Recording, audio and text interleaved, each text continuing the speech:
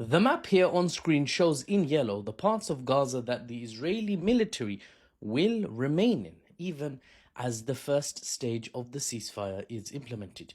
It's about 60% of Gaza, including Rafah, the southern settlement, and settlements in the regions in the far north, and most of the farmland of the Gaza territory.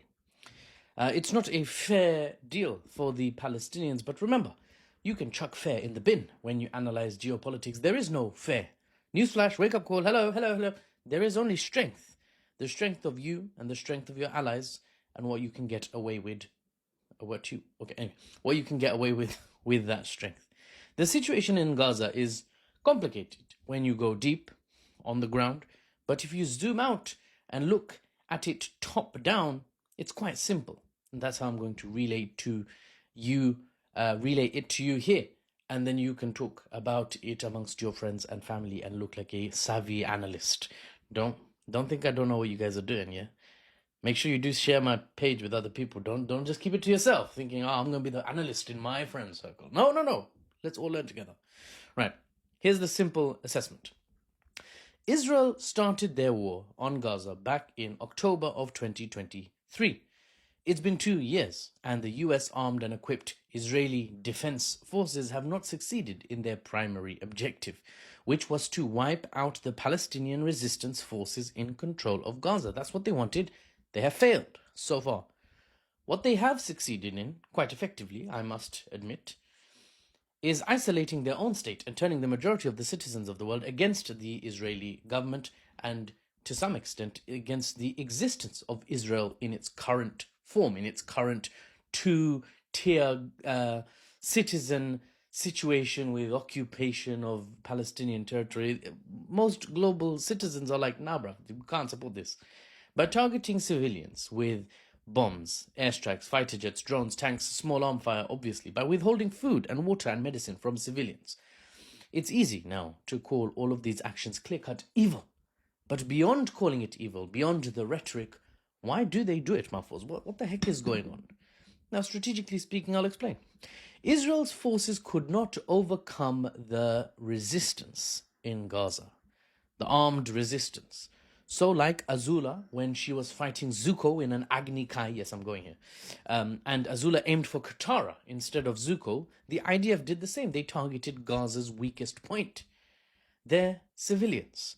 When you can't take your enemy out head on and their wife and child is standing just off to the side, go for them. They're the weaker target, right? That's the Israeli logic here, right? The civilians are weaker, let's just target them.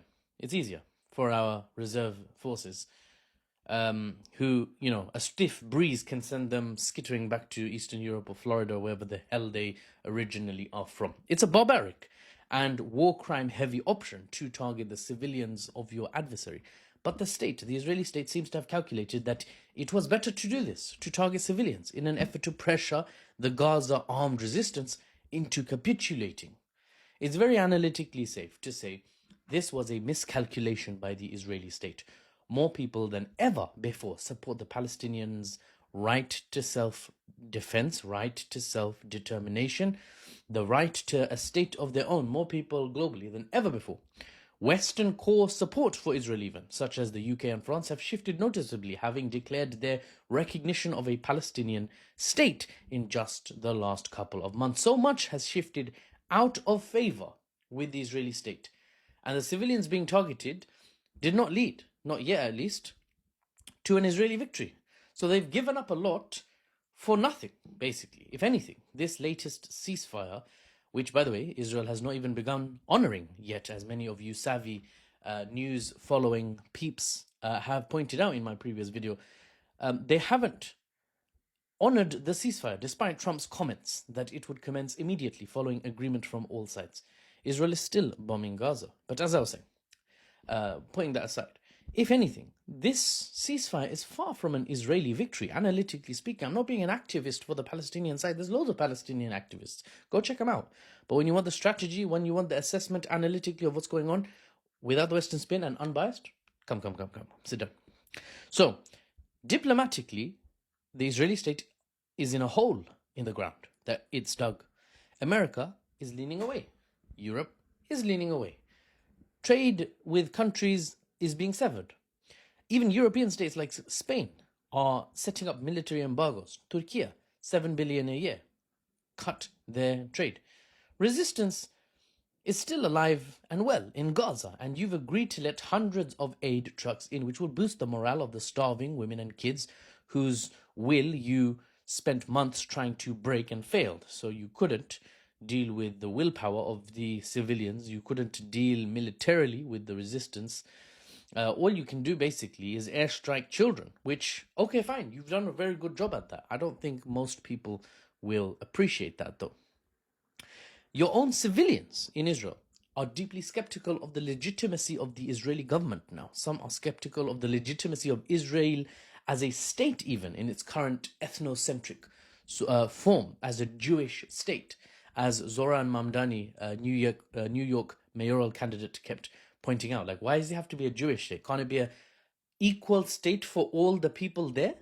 Why does it have to be a Jewish state? You don't want a white Aryan race state in Europe. We kind of had that problem. I wasn't here to deal with that problem. You guys dealt with it yourself. I was too busy being colonized in India, or my ancestors. But here, you weren't happy with a fascist government in Germany. Now a Jewish state, a different type of fascism, arguably, or an equivalent or an adjacent model of governance is fine. Loads of people are saying it's not fine, actually. Even Israelis. That was my point initially before I went off on this mad tangent. Bruv, you might not even be able to play football. You might not even be able to sing at Eurovision next year. Those are some body blows, I hear. I don't watch football or music or singing. I'm a really boring guy, one could argue. Anyway, sorry, more important than myself. More serious topic than my boring life, apparently. It's failure all around, analytically speaking, for the Israeli state. It's failure all around. There's a lot more that you guys might not know about that we will unpack in the coming weeks, hopefully, inshallah. Such as, inshallah, by the way, just means by the will of God, or God permitting. And I say that just so I can hopefully materialize some of my ambitions. Anyway, lots more to talk about, such as, according to reputable news outlets, what really happened in October of 2023. We'll have to go through the analytical assessments based on the evidence available publicly. Another point, the damage Israel has done to the infrastructure and society in Gaza. Another point, the restrictions they still have in place on Gaza and are likely to keep in place. Another point, what this kind of semi-retreating occupation of Gaza will mean. Another point, how will this all affect a potential aggression, a second aggression against the Iranian state? And another point, how Israel has managed to spend 2 years in Gaza but failed to overcome the resistance forces there. Unarmored, unhelmeted, guys with small arms from maybe a generation ago. No tanks, no helicopters, no jets, no navy. How did you lose to that, right? That's another point to unpack. But for today, I think we covered geopolitics aplenty. So for the unbiased news and analysis without the Western spin, I'm Mahfouz, or NewsBaba. You know where to come for the juicy deets. And I'll see you on the next one.